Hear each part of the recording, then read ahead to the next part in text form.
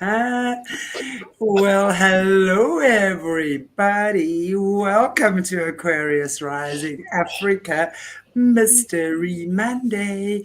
Marvelous Monday, magical Monday, mystical Monday. It's just a monstrous Monday. Let's make it that, right? It's a big one. Welcome everybody. So awesome to have Brice and Stephanie back and Monet. Hey guys, how's everyone? How are we doing? Awesome. Good. Yes. Yeah. Excited to be here. Cool. I'm excited to be here too because we are doing the second Emerald tablet today that is a continuation from last week, which I'm finding extremely interesting, I have to say.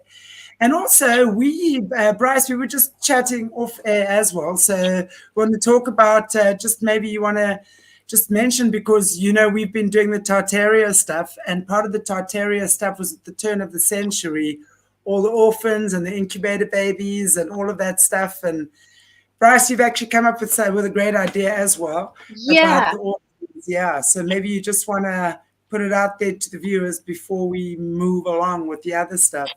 Absolutely. Thank you. So I put it on my community tab this morning. So I am heavily researching the children labor strike of 1899 that happened in New York City. Now, most people are familiar with this, even if they don't know they are. The movie Newsies that came out in the early 90s with Christian Bale, that's what that's about. So this is based on a true story. And as when you start to wake up, you start to realize, wait, shit's not adding up. And we know with Tartaria at the turn of the century, we had an onslaught of just orphans all over the world. Yeah. The numbers aren't adding up. There can't be this many orphans, right? And so I'm going to put out there, I want to ask if we have any viewers that are descendants of one of these children that was involved in the 1899 children's labor strike of New York City. This involved the Newsies, the newspaper kids, slaughterhouse kids, factory kids, the whole New York City worked off of their labor. These kids were 8, 9, 10, 11 years old. The movie shows them as teenagers. They were younger than that. And they basically shut the city down. So I think you guys know where we're going with this if you've been studying Tartaria. But if you know for a fact that you are one of the descendants of one of these millions of kids who shut down New York City, please contact me because I want to know, or Shanti or Mornay or Stephanie, any of us, we want to know, what were you told? What was the story you were told by your family about this particular ancestor? Because if you had an ancestor that participated in this, this is legendary. This went down in the history books. So I want to know, what was the story of their orphanage? Did they have any stories about their parents? Is it unclear? Did they have siblings? I want to know from you what you were told about this situation because shit's not adding up. I tell you, it is just not adding up. Yeah. There are that many orphans. So and then once I have collected all the data I have, then we'll present our findings on this. It was miraculous what happened, to say the least. These were some pretty badass kids. So yes, we just want to get to the bottom of our true history and they went up against Joseph Pulitzer, who the Pulitzer Prize, William Hearst. I've been to Hearst Castle. So they went up against basically the controllers. So they were pretty badass. So let me know and we'll go from there. It's very interesting because, we've been talking a while about this forced adoptions and stuff. And I want to just say to our viewers as well to maybe look. I've recently been doing interviews with Kerry Saint from Australia, and she was a forced adoptee. So basically, she has firsthand knowledge, and I'm not saying it's directly linked to that as what it could well be, but all I'm saying, we've been speaking a lot about the adoptions, etc., the forced adoptions, that sort of thing. Kerry Saint is amazing in terms of the information she has around that as well. The research, because she was basically, her story is that she was basically told that her mother had her when she was 16 and she didn't want her. So her whole life she grew up believing that her mother had her when she was 16 and she didn't want her. But as it turns out, her mother had her when she was 36. She was the fourth child of the family. So she already had a family, but the authorities decided, and I think she was divorced, or her father, her mom was divorced, or her father had passed away, something like that. And she was pregnant by another man or something like that. The authorities decided that the mom could not look after her, so they pretty much stole the child from her and told her whole life that this is the story, that her mother didn't want her. Now I know there's a lot of situations like that as well. It's and we were also talking. I mean, I know we mentioned the incubator babies, and we're definitely going to go more into that. Not a topic for today, but it's really, really interesting. And what I'm loving about this is that you're getting, since also the talks we're having with Kerry and Kerry doing what she's doing, there's a lot of people coming out talking about this adoptions, forced adoptions, that sort of stuff, because these kids were put into child slave labor. She Oh had yeah. to work the charcoal pits from the age of 5. So she wasn't only, oh, and also they were divided into categories. So she was a B grade child because she had a slightly club foot. So they are sold, these kids were sold as grade A, grade B, grade C. So she was sold as a B grade child to this Masonic family, obviously tortured, sexually molested, violated to the nth degree, and worked in the charcoal pits from the age of 5. So the horrors that have been going on since forever are just happening, and it's such a good thing that we are exposing this now, because this has been something that has been hidden, and it's not just coming from, as we say, that type of stuff, but the seed of it. Where did these incubator babies come from? What, how? And it's a mystery to me, and I'm loving it. So we're going to dig more into that. And as Brice said, well, I will say too, and I've studied. I'm at you guys. I've rewatched the movie now like 5 times, and the Broadway play a few times now. And there's little nuggets of information in there. And one scene, one of the kids meets a kid who's a newsie who does have parents, and there's a line where he goes, "Oh, you mean you got parents?" And when he said that, my heart hit my stomach. Even though this is the movie and the play, like the notion for some of these kids that some kids actually had parents was foreign to them. This is not normal. It is not normal for an 8-year-old to be paying. They were paying their own rent. They were paying for their own food by hawking newspapers, working at 8. Listen, most 8-year-olds don't even know their left shoe from their right shoe. Sometimes they put their shoes on backwards. And these 8-year-olds were literally smoking cigars, paying the rent, forming unions because they had to. They had to.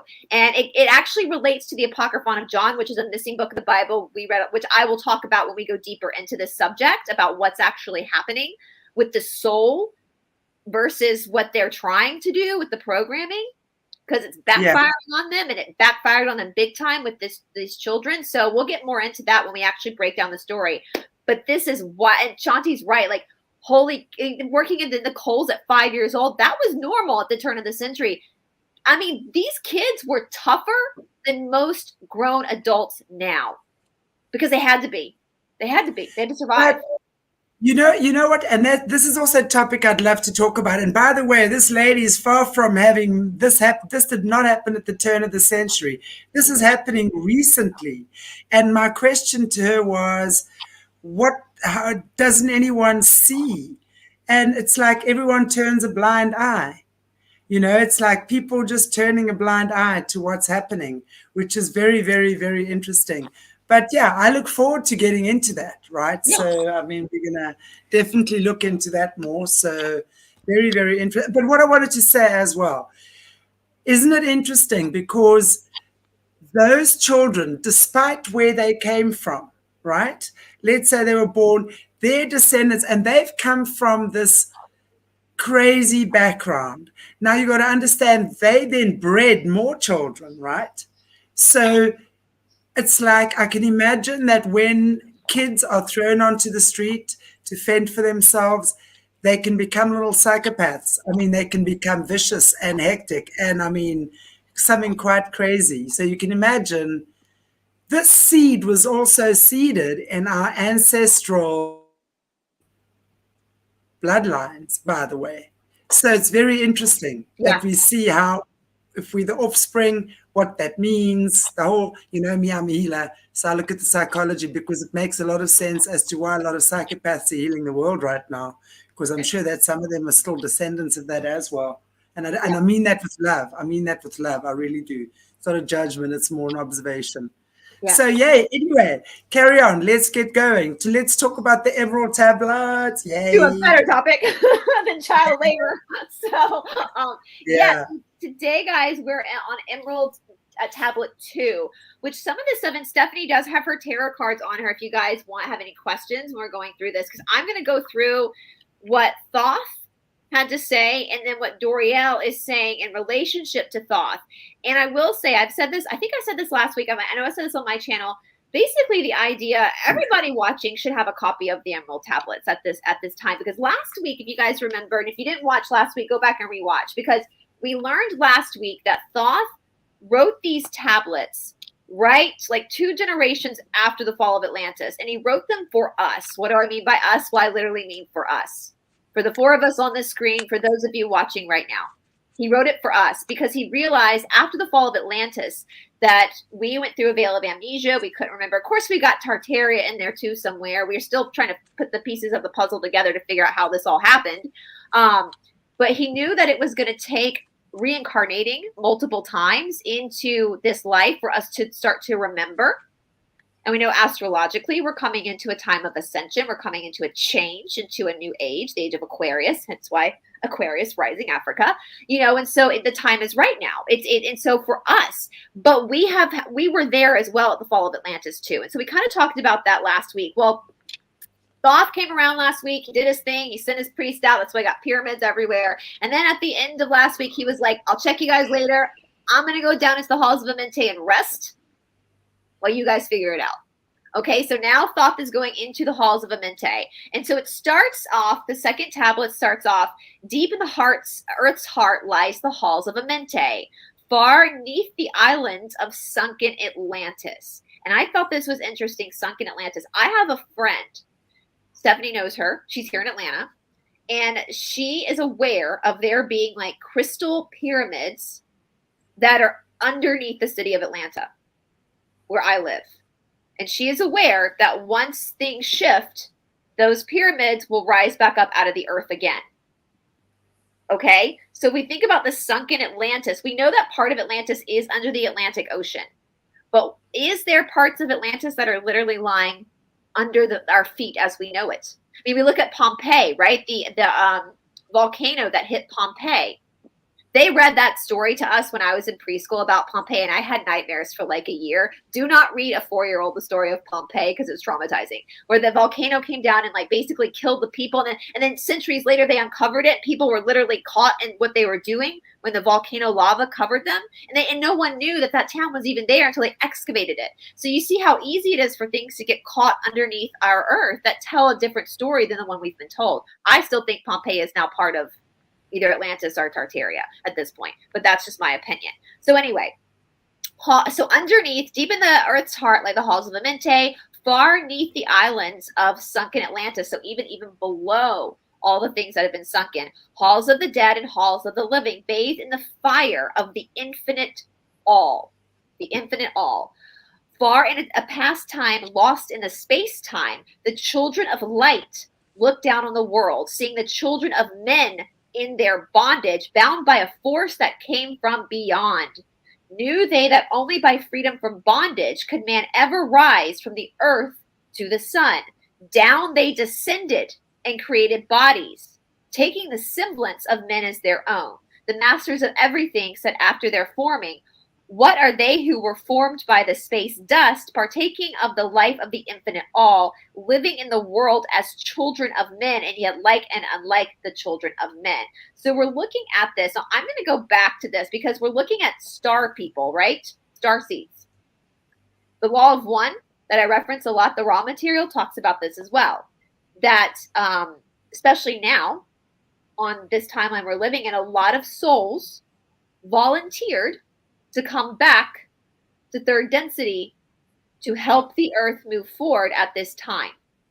So the law of one states that some of us here, they're called wanderers. And if you woke up really quickly, you're probably a wanderer, because we volunteered at a fifth density or sixth density level to come back to third density, going through the veil of amnesia where we knew we were going to forget everything, in the hopes that because we were already so high up, we would be able to help the earth move forward. So when he talked about that, I was like, oh, that's star people. Those are star seeds coming to earth to help. So let's look at what Doriel says, because this is interesting, because I've talked about Agartha on my channel before. Have you guys covered Agartha ever on Aquarius Rising Africa ever? No, not really. We've sort of touched on it, but we haven't actually gone into it. So that might be a good one to look into, Brice. Yeah, I mean, I can go back. It's interesting. When I first started covering Agartha, I thought, well, this is going to be just folklore. And then after I studied it, that happens all the time. I'm like, nope, Agartha is real. After I studied, I was like, for sure, it exists. So just a Cliff Notes version, what is Agartha? Agartha is basically, it's the hollow earth, where there is a world, a universe underneath in the core of our earth. And this works on a flat earth model as well as a round earth model. It's just there's a civilization underneath us. And so basically, let me go back to Doriel, because he's going to talk about entrances, that there are particular locations on our earth to get into the halls of Amente, like actual locations. And these locations are the same locations as Agartha. So ding, ding, ding. That's interesting, right? So Doriel says the halls of Amente are peculiar among hidden spaces of Earth in that they are not an octave of material vibration, but the fold of space set aside from all other spaces. So basically, this is the same thing as Agartha. So what we know about Agartha is that you can't just accidentally, well, some people did accidentally stumble into Agartha from their accounts, but you have to be at a certain vibrational level to be able to even enter into it. So if you are not awakened, if you have not done your work, if you're hanging out at Mount Shasta, which is one of the locations, you're not going to stumble into the halls of Amente or Agartha. It's only going to allow you in if you can vibrationally handle seeing it. Okay, so that's what they're saying. They have direct connection with positive and negative polarities of Yarkima. So there's not a translation for Yarkima, but this is kind of what I see with Yarkima from what Doriel said, is that that this is the plane of existence we live in now, because it's connection to both the positive and the negative polarities, which is the third density, right? That's what, and we know in Agartha, there's both good and bad humanoid beings in Agartha, both good and bad. Okay, so just like Earth, there are approximate locations in relationship to the Earth beneath Atlantis, but no one has to move out of the space fold to enter. There are various places where this can be accomplished: Sulphur Springs, Oklahoma; Mount Shasta, California; Mitolan, South America; Shambhala, Tibet; Great Pyramids, Egypt; Black Forest, Germany, which, ding, ding, ding, who owns property in the Black Forest of Germany? Isn't that where they have all those parties, those hunting parties? Yeah. So we know that the battle rages on, and that Thoth last week put priests in charge of these tablets and was like, don't you fucking dare let the negative polarities get a hold of these tablets. You release these tablets when it's time for the appropriate people to get their hands on them. So it's interesting. I know Mount Shasta, a lot has happened at Mount Shasta, California. That's where the Sophia Code was also channeled, was Mount Shasta, California. So just because there's a portal there doesn't mean it's necessarily bad or good. It's just a potent portal, right? So let's see. Then Bernays, India; Atlantis Mountain, Africa is the other one. For the past time in this first cycle, which was fixed in the past space-time, and that particular period just after the negative descended on man and bound him to the material plane. So this, again, to me is saying firmament as well. Because we know in Tartaria, we know in other places that in our time, in our history, we did not have a firmament. Like we learned from Tartaria and from the prophet known as Prince in his song 1999, that our real sky color isn't blue. Blue is the color of the firmament. Our real sky color is the color of Stephanie's shirt. It's purple. Yeah. The sky was, what's the song from 19? The sky was turning purple. There were people running everywhere. We know when the firmament starts to fall, First, it's going to go a red color as it builds back up to the purple. That is our actual sky. And we know from other planets, their sky is purple as well. So that's interesting. Bound to the material plane, I have heard as well that the incarnation keeps us in the firmament. Like we cannot, as we incarnate in human life in third density, we actually can't leave the firmament to go to another planet until we complete this karmic track. So we're bound here. We're basically stuck in freaking jail, but our jail's really pretty, so that's fine. You know, we got a pretty jail here on Earth until this battle is won, until the firmament is broken. All right. The masters of that period, or the children of light, formed their bodies from the primal matter and imbued it with life. Okay, so the body is the Shakti of the soul. It's the expression of the soul. And the Hathors, channeled from the Hathors from Egypt, talk about this, that these sacred elements, the fire, the water, the air, all the sacred elements are sentient beings as well, that your soul pulls together to create your body. And so the earth element is very real. It's a very sentiment energy. The space, the air, the water, this is all very, very real energies. We see this through the dosha. You know, both Shanti and I are very vata. We're very air. We're very cerebral. We're very, you know, it's very, very much alive, and an energy that's very much alive. You know, and so they're saying that the star people, the children of light, came down and formed bodies that were going to look like the children of men, which were here on the earth. Okay. So that makes sense to me. Though their bodies had made some outward form as man, their interior structure was different. So their interior, their vibration was higher. They were a higher density being coming into a body. As I was just saying, the law of one also speaks about this. They were not bound and negative or disordered of man, but they were there for free to accomplish things the rest of mankind could not accomplish. So we're talking enlightened beings. Whereas the physical body of Thoth had renewed every 50 years, the primal body required renewing only once in 100 years. And so when the spiritual, and the Hathor material does talk about this as well as the Sophia talks about this. So yes, the body is subject to change because it is mortal. The body is mortal. Regardless of whether you're living for 80 years or 500 years, it's eventually going to need to either be renewed or exposed of and put a new body on, right? It's just how it is. And so both in the Sophia Code and the Hathors, they talk about if your vibration is at a certain level, you can prolong your existence of your human life. We know that there are people, yogis, who live well into their hundreds, no problem, you know, and so that's kind of what they're talking about here. No thought plastic had to keep going down to the flower of life, get that rejuvenation. We spoke about the med beds, all that kind of stuff. But once again, with things like med bed technology, it's not going to fix everyone. You have to be at a certain vibrational level and on your own work, doing your own work for that to work. Right? So there's no savior coming to just fix it for you. You have to also be putting in the work and the effort as well. All right. So Thoth goes on to say, then for a dwelling place far neath the earth's crust, blast great spaces they by their power, spaces apart from the children of men, surrounded them by forces of power, shielded from harm they the halls of the dead. Side by side, place they other spaces filled with life and with light from above. Build they then the halls of Amente, that they might dwell eternally there, living with life to eternity's end. 32 were there of the children, sons of light, who had come among men, seeking to free the bondage of darkness, those who were bound by the forces from beyond. And I asked that in the first episode, Stephanie, right on that. Who are these 32 beings that were coming to Earth, right? These are galactic beings that are here to help. They're still here, you know, basically. Okay, so deep in the halls of life grew a flower. So this is the flower of life, which is actually, a copy is here in this book somewhere. I don't know if you guys can see that. That's the flower of life copy. Can you guys see that? You can just look it up on Google Images. Yeah. It's like a mandala. And so it's an energetic weaving of energy, which is basically the med bed that he's going to for for 2022 terms. It's a freaking med bed, right? In his time, they had better words. They called it the flower of life. We're calling it a med bed. So he goes, so deep in the halls of life grew a flower, flaming and expanding, driving backwards the night. Placed in the center of a ray of great potence, life-giving, light-giving.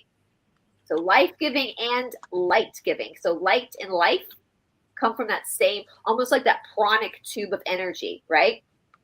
Filling with the power all who come near it. placed around its throne, 30 and 2 and 30, placed for each of the children of light, placed so they were bathed in radiance, filled with the life from the eternal light. So they're talking about basically the designs of the hall. They're giving you the what was that show, Lifestyles of the Rich and Famous, where they go in and they show you the houses that all of the rich and famous people live in. They're basically giving you a tour of a mente, where the thrones are, where the chambers are, where the people, the children of light, meet to talk about what's going on next. We know the halls of a mente are very well protected from the negative forces. So I even have it highlighted here. Doriel says the dimensional walls around it to protect the entry by any except the highest of consciousness. So Mr. Gates is not getting in to the halls of a mente, basically, right? Okay. So let's keep going on here. The closest he'll get to those gates is his surname, right? Yeah. He's like, maybe that'll fool them. It's so interesting. I was reading in the Hathor material yesterday, and the Hathors were talking about all the shadow work stuff, basically about their, the Hathors were channeled from the Hathor schools of Egypt, sorry, about, reaching higher consciousness. And they tell the story about their time in Egypt, where there was this man who kept trying to come to the highest temple. But they wouldn't let him in because he couldn't come to the highest temple until he did the lower temple work first, basically going into the underworld and doing it first. But he didn't want to be the beginner. He didn't want to do the elementary school. He wanted to just jump to the law school, to the highest levels of education, right? He didn't want to go through the levels. And they were talking about he would change his identity, he would change his form to try to get into the higher schools. But they said, but at the end of all that time he wasted trying to leapfrog, he could have already made it by going through the underworld and doing the shadow work too. And so I think too, some of these psychopaths, they're trying to leapfrog to get to these higher realms of consciousness. I want to just ask you then, please hold on to that thought, because it's a very interesting topic to chat about. But we talk about that, and that's really, if we take that away from the physical, this is all spiritual. Really at the end of the day, it's when we're looking at the chakra system even, you start off being that seed in the muddy pond of the water, and, you kind of experience those snotty, slimy, earthy, schnorly planes first, and then you expand. And as you obviously grow in consciousness, so you expand, but you grow through learning about what you're not or who you're not. It's like obviously experiencing that those limitations about ourselves shows us what we're not. And in order to truly understand who we are, we need to experience what we're not. So if we can take that on a more spiritual level, because fundamentally, I think everything external to ourselves is really a reflection of what's happening within. So to go within, to do your own, understand what your shadow is, understand all of these things, and you'll automatically climb. It's not even something external. You automatically raise your frequency, raise your vibration, and then you automatically enter. If you're saying the Amante is for high vibrating people, you automatically reach that. It's not something you try. As you say, you can't piggyback anything. You can't shortcut. We can shortcut for a while. I like the bullseye, that's my shortcut, because I like to go, there's the bullseye. Forget all that stuff. There we go, So for me, that's the interesting part. But it's absolutely what you're saying. It's the physical and the spiritual matches completely. Yeah, and it's interesting that it's coming up, and nothing's coincidental. The Hathors were talking about this too. How many people do we know? I know, Stephanie, you've experienced a lot. How many people want to cheat the system and want to just become enlightened overnight without doing the work? A lot. Yeah, they just won't do the work. We are all enlightened. That's the thing, and I think we must never forget that, because that makes things a lot more complicated for the average human. We are born of the light. Yeah. Enlightenment lies within us, okay? All we have to do is be still. Be still and remember and know that I am God, So it's really about every shadowy situation we encounter in life. It's about being still, meditating, praying, getting inner guidance and then acting on that. And I think it's exactly what he's saying here, right? Yeah. It sounds like the same thing to me. And I think too, it's like, Patanjali speaks about this in the Yoga Sutras as well. The big conundrum that human beings face that causes human suffering is that we forget who we are. And so we become attached to our attachments to our false sense of self. So we think that who we are is something that's our mortal self, and I always say, the body is the Shakti of the soul, but the soul is what's eternal. The soul is what's constantly going to interweave through these different incarnations. And so we get attached to our own mortality. We get attached to things that are constantly shifting and changing. So it causes us suffering. And so when these bad things, quote unquote, the shadow stuff happens, when our heart breaks, when things challenge that, if we sit in that and we be still and we lean into that pain, then we start to realize and unfold that we are already whole. We are already but we forgot, right? That's the conundrum. When last week, I know Shanti got kicked off last week, and Morna and I were talking about that, because at the end of the first tablet, he says, lift ever upwards your eyes towards the light. Surely in time, ye are one with the master. Surely by right, by birthright, by right, ye are one with the master, who's the master source creator. And surely by right, ye are one with the all. And we talked about that last week. Another theory is that we are all one soul. And so the soul split itself into different incarnations, into different outfits, different avatars, so the soul could know separateness. So the soul could know, because that's what Shanti's saying, we come here to learn what we're not. It can learn the separateness before it can return back to the whole. And so that's what this is saying. Again, it's like, lift ever upward your eyes towards the light. Surely in time ye are one with the master. Surely by right, by birthright, ye are one with the master. There's no confessing your sins to a minister. There's no hoping and praying that you gave enough money to the church to be one with the master. By your birthright, ye are one with God. That's what he's saying here.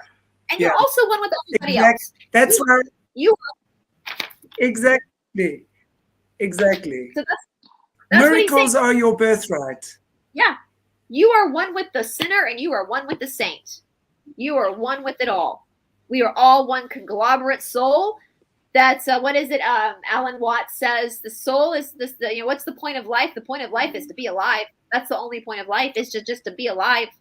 And it's also it's like the eyeball trying to see itself, because the soul is trying to learn itself. The soul just already is. It's already by birthright one with the master. It's a part of the master. It's a flicker of light that's part of that source creator. You're already that way, but you forgot. And we talked about that last week after the fall of Atlantis, where we went through a massive amnesia, where we were all of a sudden like, who the hell are we? They called us, we went from being the sons and daughters of star people to being barbarians, because we forgot who we were, right? That's how they worded it.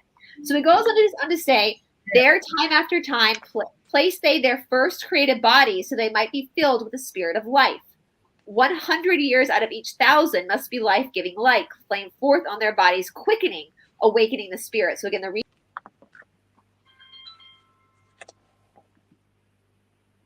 what happened? Oh, no, she went. Life disappeared. I was like, wow, that was quick. I'm still listening. Okay. Well, I just found this really, really interesting. Okay, here we go. What happened, Brice? I think it's my lovely neighbors who are doing. This is why we had to cancel on Wednesday, because I actually got a notice saying they were going to be cutting the internet. I think that's what happened. So, or either that or the controllers don't want us talking about this at all. They're like, oh shit. Glad to have you back. Nothing can stop what's coming. All right, so there in the circle from eon to eon sits the great masters. Living a life not known among men, they're in the halls of life, they lie sleeping. Free flows their souls through the body of men. Now, this is interesting because we know that souls can fragment. I mean, I just talked about that, right? The whole soul fragmented into all of us, but also deity souls, as we call them, which they're not really deities, they're just more advanced humanoids, can also fragment their souls. So you can have multiple people carrying a fragmented soul of a master. Does that make sense? And I want to say, I want to kind of cover something too, because like in India, and I use the soul because that's what Westerners understand. But in India, in the Eastern texts, they're very clear that there's a difference between the Atman of a person and the soul. Mhm. So the soul, so you could be carrying multiple souls within your body, according to Eastern philosophy. The soul is the essence fragrance of the life. The Atman is actually the eternal spark. Okay. And so if you think about it that way, that you can have reminiscence of souls that in all the lives that you live, little residents of those souls, but yet your Atman is literally the deeper eternal spark, which I just wanted to bring that up in that, because I usually don't get into that. Westerners don't understand that at all, because all Westerners know is the soul. And so that's a different topic that's bigger in the East, and breaking down of how the energetic body actually works. But by talking about that, how these great masters could basically be like in chambers in a med bed, but yet sending their souls out fragmented to multiple people in order to get the job done. Does that make sense? I know it sounds like a freaking sci-fi movie, but the truth is often stranger than fiction. Mark Twain said that. So I'll tell you, I believe that they do that, but I would not like that. I'll be very, very, because that is completely open to abuse. And I think to do that kind of thing, that's why I say, for me, it's spiritual intelligence versus artificial intelligence. And artificial intelligence is anything outside of yourself. So for me to have someone lie in a med bed and tell me this is a fragment of my soul. I don't think that's what they're saying, though. I think what they're saying, though, what I got from that, and what I get from the teachings of the East, is that the soul. So if I as Brice am like a great master of the Pleiades or something, and and my body is in the chamber of the med bed, I am going to now take my soul and I'm going to create a new body with my soul to be lived on this life as Brice now. Does that make sense? So it's not like they're possessing bodies. The soul fragments are creating bodies. I would rather call that an extension then. I would rather call that an extension, because to me, fragment says that it's a separate thing.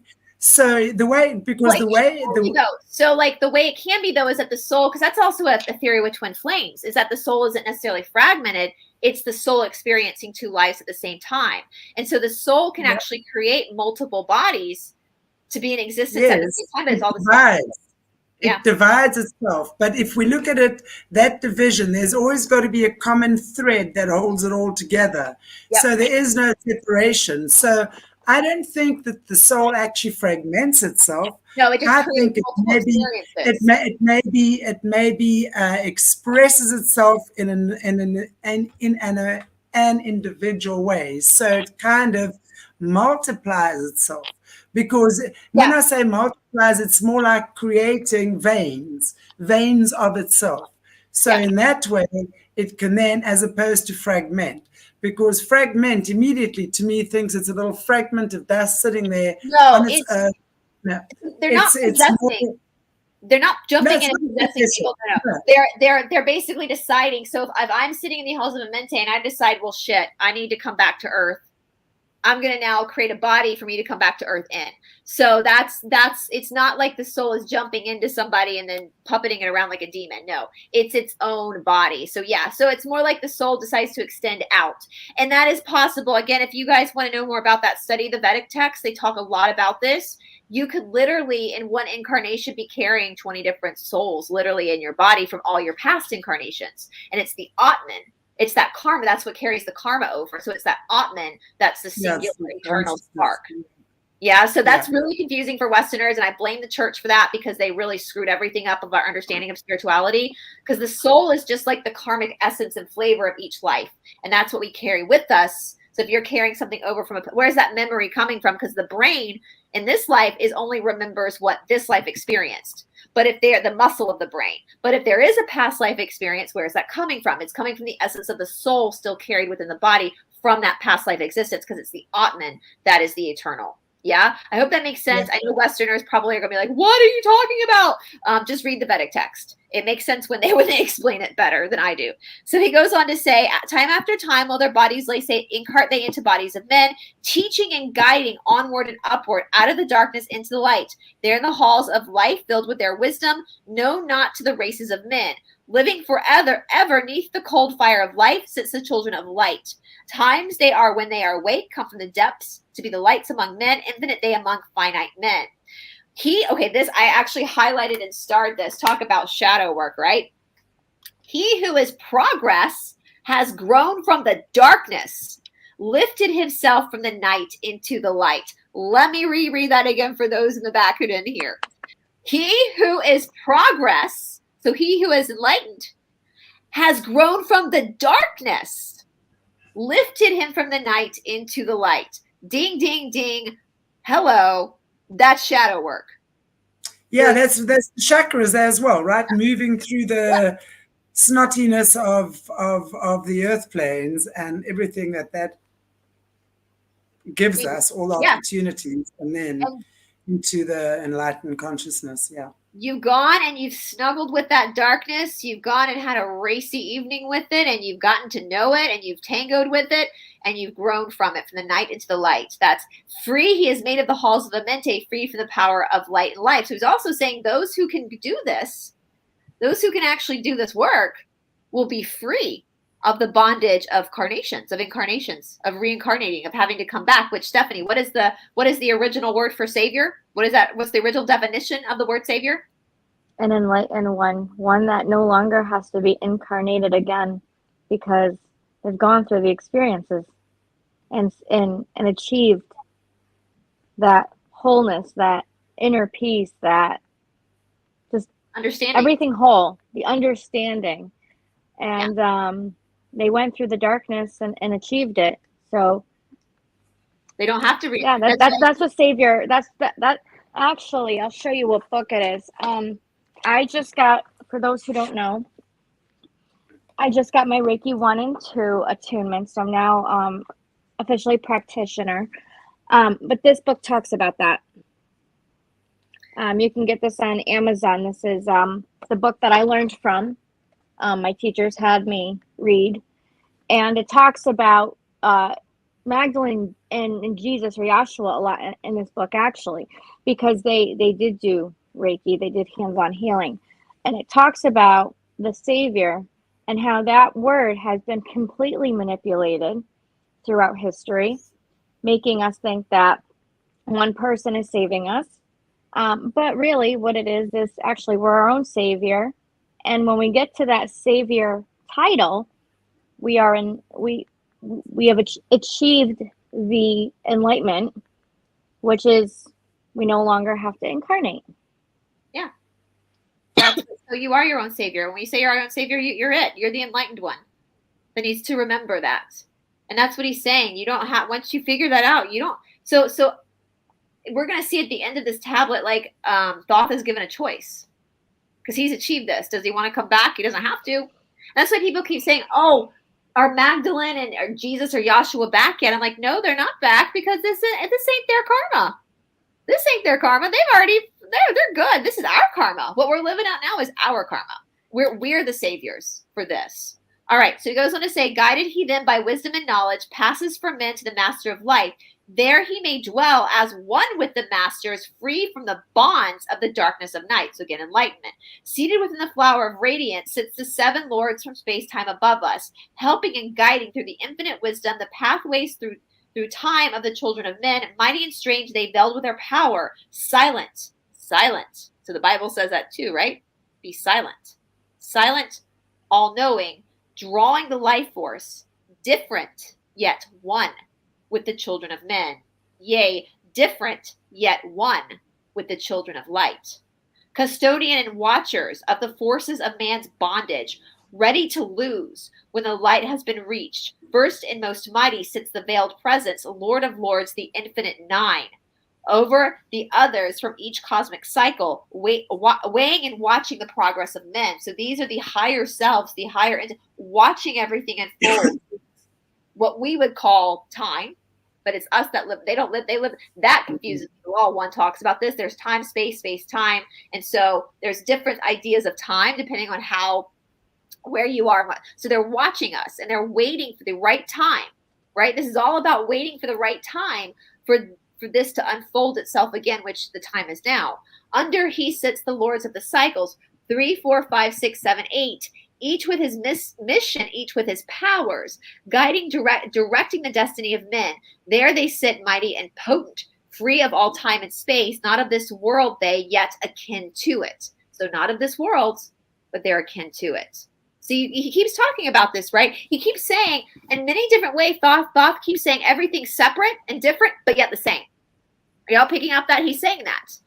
Everything appears, but it's all the same. They're different, but yet akin to it. It's all one. We perceive it. So he's obviously writing this for people like us who perceive things as separate. And so he's explaining this to you. These are higher levels of being that are guiding, watching the cosmos, all these things that take on different shapes in different religions, like angels, whatever. You know, they're called different things in different spiritual walks of life, but they're the same. They're different from us, but yet they're the same. We're all one. We're all one. So, judging and weighing, they with their wisdom, watching the progress of light among men. So these are the people that are watching our karma. They are seeing what the collective is doing and what needs to unfold next to keep us on this path. So we're the ones making the decisions by our actions. They're just guarding and it's like a parent. You know, when a parent watches a kid and lets the kid play, and the parent doesn't really intervene when the kid is playing. They just direct the kid, right? So they're hold on a second. Okay.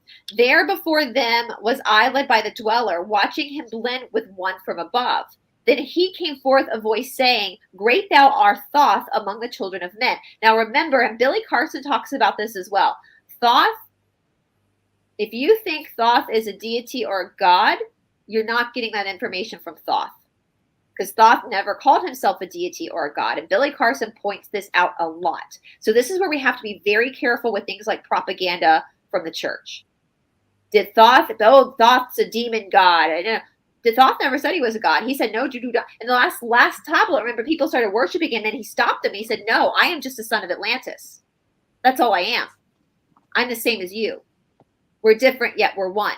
So I want to remember that. He's saying that he among a great thou Thoth among children of men, free henceforth of the halls of Amente. So he's saying this guy, the dweller, God is saying you're free now. You can do what you want. You achieved what you needed to achieve. Master of life among the children of men, taste not of death except as thou wills it. So once we reach that, we can decide, because death is an illusion anyway, right? Death is just a great illusion. It's not real. It's just the body that needs to be recycled. The soul, the Atman, never dies, right? So he just carries on, changes shape or form. Yeah. Just changes clothes. Yeah. And so he's free of death because he understands this. He gets to decide. Thoth gets to decide now when he comes and goes. All right. Henceforth forever is life, thine for the taking. Henceforth is death at the call of thy hand. Dwell here and leave here when thou desireth, free as a mente to the Son of Man. That take thou up life in what form thou desireth, children of light that has grown among men. Choose thou thy work, for all souls must labor. So all souls must labor. There should be a work, but what does that mean? That doesn't mean what we were talking about earlier about hawking newspapers to be able to buy food. What do the spirits, or the angels mean when they talk about labor? They talk about your dharma. What's your purpose? You know, I think all of us do jobs that we love and we get paid for them because we have to pay the bills, but we would do it anyway because we love it, right? I love what I do. It fulfills me, right? So that's what he's saying there. We're meant to work. We are meant to labor, but not in the matrix system. That's what that's the negative polarity of work and labor. So he's saying, all right, so you're free of this world. What's going to be your next step? Where are you going to go work next? So he's asking, the dweller is asking Thoth this. One step thou hast gained on the long pathway upward. Infant now is the mountain of light. Each step thou takest but heightens the mountain. All of thy progress but lengthens the goal. Approach ye ever infinite wisdom, even before thee receives the goal. Free are ye now made of the halls of Amente, to walk hand in hand with the lords of the world. One in one purpose. One in one. There we go. That's that reference again. Hand in hand with God. One in one purpose. So that's that reference again, that we're all one anyway. Bringers of light to the children, working together, bringers of light to the children of men. Then from hid a throne came one of the masters, taking my head and leading me onward through the halls of the deep hidden land. Led me through the halls of Amente, showing the mysteries that are not known to man. Through the dark passages, downward he led me into the halls where sits dark death. Vast as space lay the great hall before me, walled by the darkness, yet filled by the light. Before me arose a great throne of darkness, veiled on its seat a figure of night. Darker than darkness sat that great figure, dark with the darkness not of the night. So he's saying this is a spiritual darkness, not a physical darkness. Before it then paused the master, speaking the word that brings about life, saying, O master of darkness, guide of the way from life unto life. So, wow. O master of darkness, guide of the way from life unto light. So the darkness is actually the guide, is your guide from life to light. That's the friction. Boom, boom, boom. Yeah. Before I bring a son of the morning, touch him not ever with the power of night. Call not his flame to the darkness of night. Know him and see him, one of our brothers. Lifted from darkness into the light. Release thou his flame from its bondage. Free let it flame through the eternal darkness of night. So basically they're going to the darkness and saying he's figured it out. He's figured out who he is. He doesn't have to be bound to this karmic cycle. So you see how the master of darkness and these masters of light are literally working together for the betterment of humanity. Totally. It's one and the same thing. One and the same thing. They're like a corporation working together, and they're bringing thought forward and saying, hey, this department over here of darkness, he figured it out, so you don't have to worry about him. We're gonna have him sign the contract so he can be released. These are his exit papers, I love that. Oh, master of darkness. So I want people to hear, oh, master of darkness, guide of the way. What did Yahshua call his teachings in the Gnostics? Does anybody remember what his teachings he called his teachings in the Gnostics? The way. Right. Okay. The teachings were called the way, the truth, and the light. No. That's from the Bible. No. This is from the Gnostic text. It's called the way, the teachings of the way. Yeah. So he calls it the teachings of the way. The way, so master of darkness, guide of the way. So we see this repeated also in the Gnostic text. So yeah, I wouldn't take anything the Bible says as serious because that's all manipulated.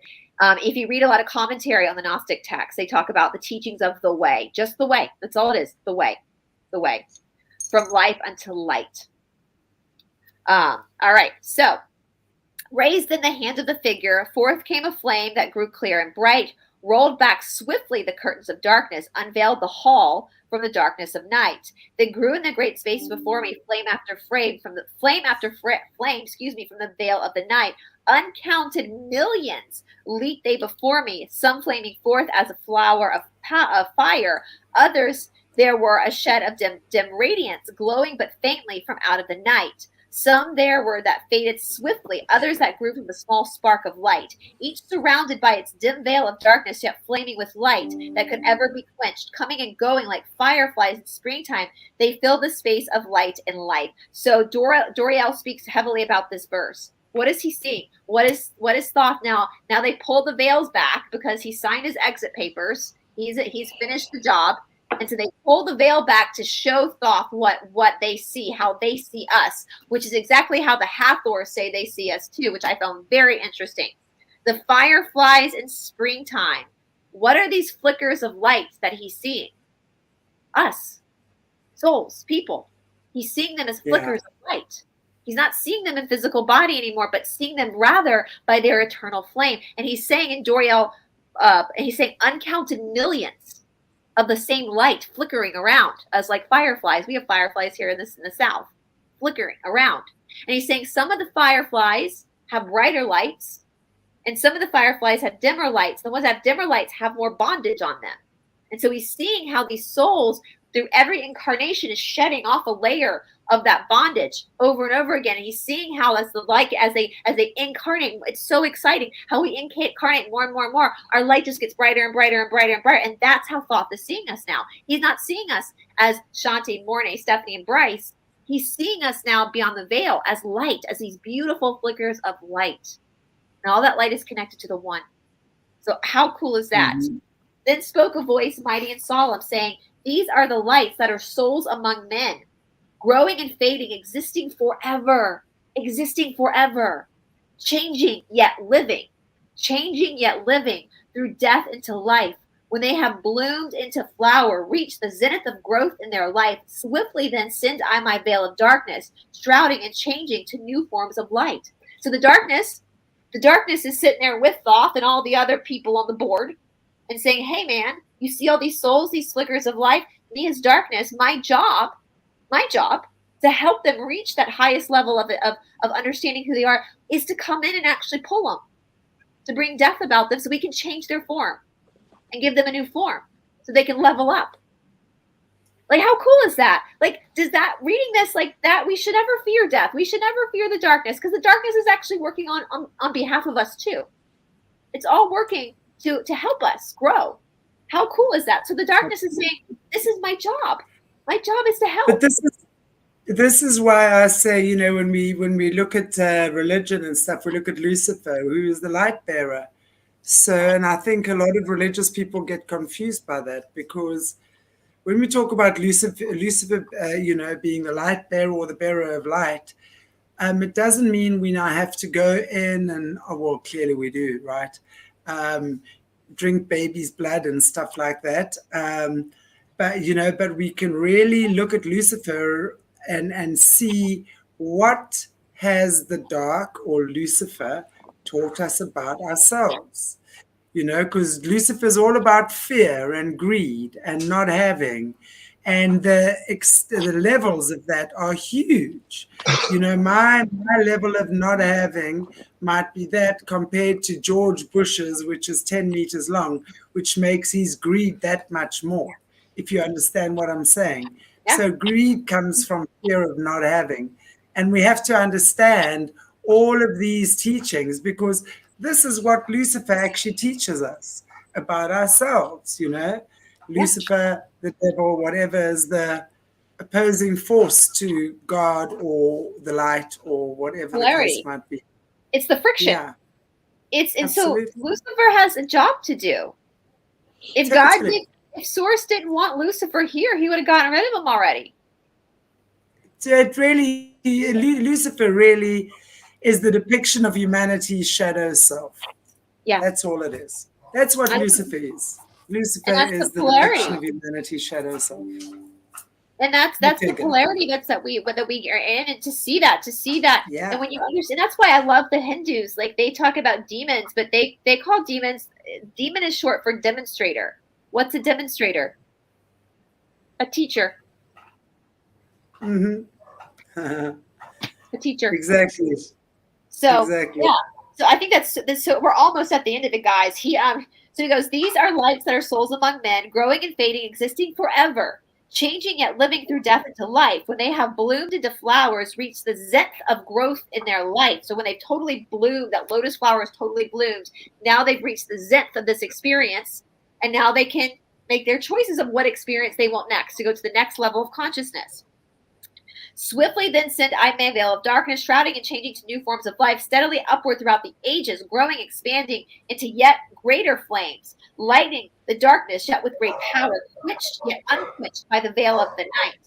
So grows the soul of man ever upward, quenched yet unquenched by the darkness of the night. I, death, come, yet I remain not. I come, but I'm not really real. I, death, come, but I remain not. You think I'm real. You think that when you, as Brice, dies, that you're just gone. Well, the costume of Brice is gone, yes, but the Atman isn't. Yeah, it's just like changing clothes. Like yesterday, I wore different clothes, and then I changed clothes this morning, right? Like, that's what we're doing. So he's like, I come, but not really. You think I've come, but I haven't really come. It's like my favorite poem by John Donne, Death be not proud, that some have called thee mighty and dreadful, for thou art not so. Death be not proud, right? So for life eternal, okay, let me read this again. I, death, come, and yet I remain not. For life eternal exists in the all. You're already an eternal being. You just forgot. So you think I'm real, but I'm not. Only an obstacle, I in the pathway, quick to be conquered by the infinite light. Awaken, O flame that burns ever inward, flame forth and conquer the veil of the night. It's almost like the master of darkness. It's like, y'all, I'm getting really tired of doing this job. So can you just go ahead and figure out that I'm not real? Because I want to retire. I want to go retire to Boca and drink my martinis on the beach and just be tired. I think the master of darkness is very real, because the master of darkness actually holds the culmination of all of our fears and pains together. And he's tired. He wants to retire. So as we collectively start cleaning up our shit, actually, if we think about that, because Lucifer really, as I was saying, is the shadow aspect of humanity, right? So when we all start sitting with ourselves, alchemizing, turning the lead into gold, we then make Lucifer less leady. Yeah. You know, Lucifer carries less lead. Every time we take responsibility, Lucifer gets lighter. Let's just call it that. Every time we forgive, Lucifer gets lighter. Lucifer gets less angry. Lucifer gets less vindictive, whatever. So it really is taking our power back. And once we've done that, Lucifer loses Lucifer's power, guys. It's that simple. And from this, as I said, it sounds like he is ready to retire. Like he is so ready for us to figure it out because he's sick of doing his job. So I mean, that's just it's an incredible perspective to take, and that's why. And I think that the church feeds into the church gives Lucifer more jobs to do, right? I mean, Stephanie, because how much fear did the church have you afraid of death? Oh my God, to the point where I couldn't function. The church is the infiltrator. That's Lucifer's favorite place to go. Let's face it. Lucifer has, or the church has used, well, they use the church. Luciferians use the church to infiltrate people. Yeah. How about that? That's who they make them see that you have to, they make them so people, brainwash people to look outward to find the savior, outward to find everything and believe in illusion. And when really it's not quite the opposite. It's finding yourself. Yeah. And that's what Yahshua taught. And that's, Lucifer's the collective shadow. And that's why we're doing the Shadow Work Challenge, which is coming to an end very soon, is because we're taking that and we're doing the work. So we're dissolving the devil.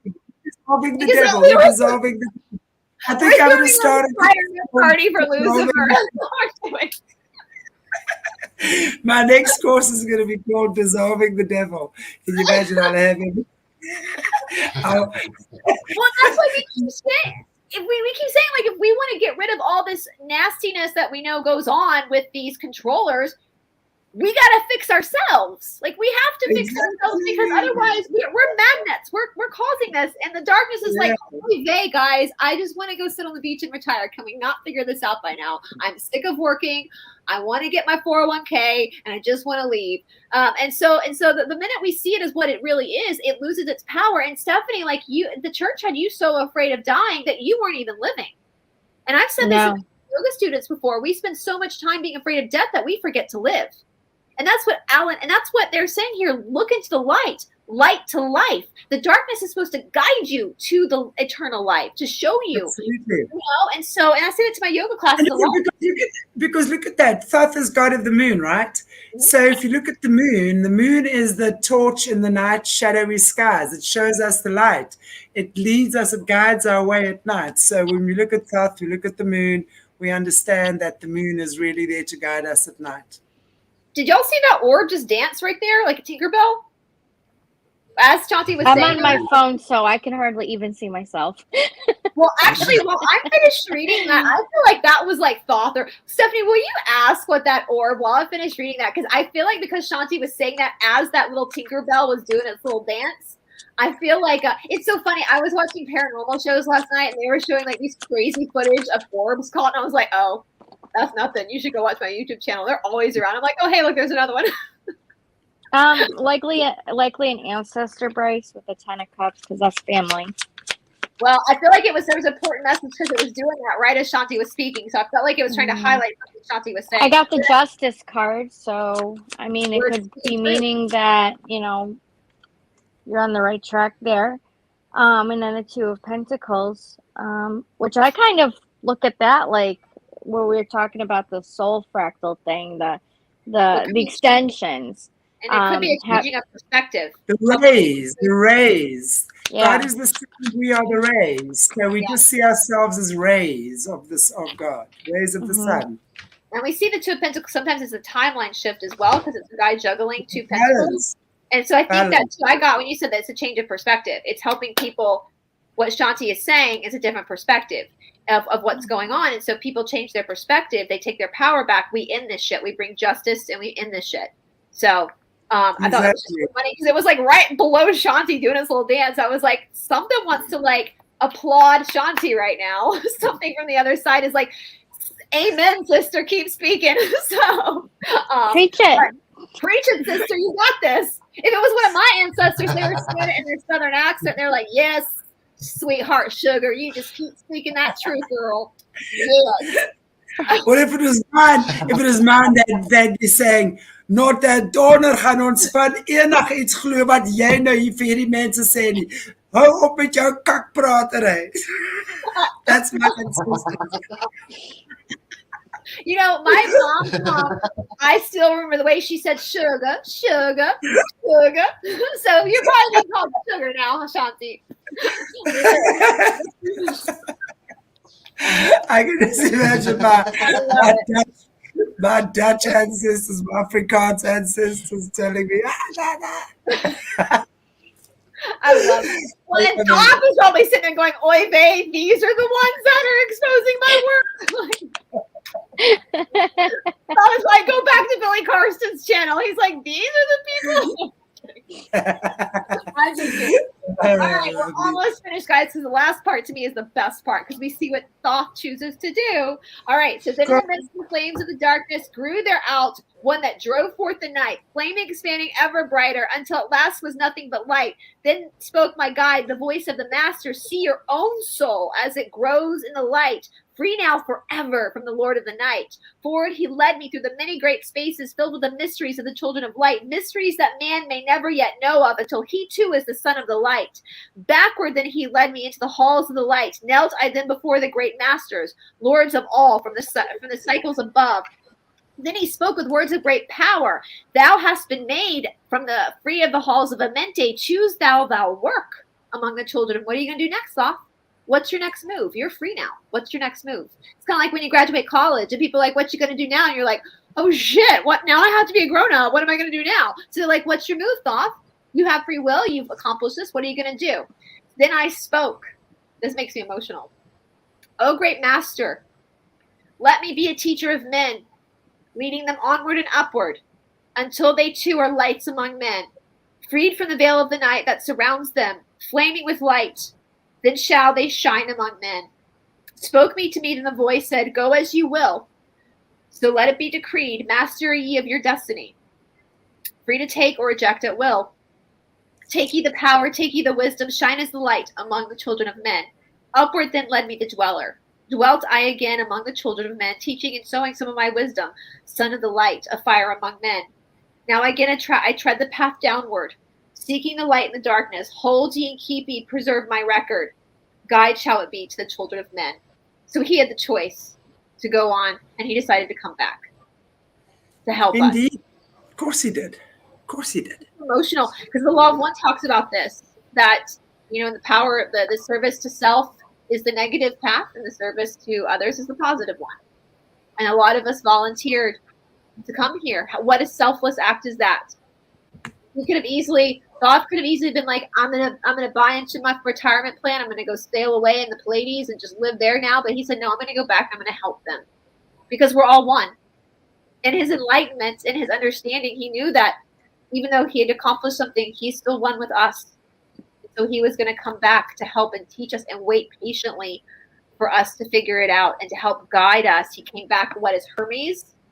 And he incarnated again as Hermes. People say either as Yahshua or one of Yahshua's teachers is another myth or a legend of Thoth. Odin, the Viking god, he came back as Odin for the white people, for us white people. So he incarnated again to help a new generation, a new era to try to help pull us and show us. Because he can't do it for us, right? He can't do it. You can lead a horse to water, but you can't make him drink. He can only be our what guru means to transmute darkness to light. The guru is the alchemist. We all have a guru inside of us. But a good teacher teaches you that power of guru. So he came back to show you transmutation of darkness to light. That's literally guru, darkness, light. Yeah? So anyway, so next week we'll do tablet 3, the keys of wisdom. Looking forward to that, honey. Do we have any questions for the car? Like a wrap up question for the cards or anything before? Do you guys have any questions? Stephanie, is there anything you want to pull on just to close it out? I don't have any questions. Good luck with me channeling right now. I'm like, it's pretty straightforward, isn't it? It is pretty straightforward. I'm just in a daze today. I can't snap out of it.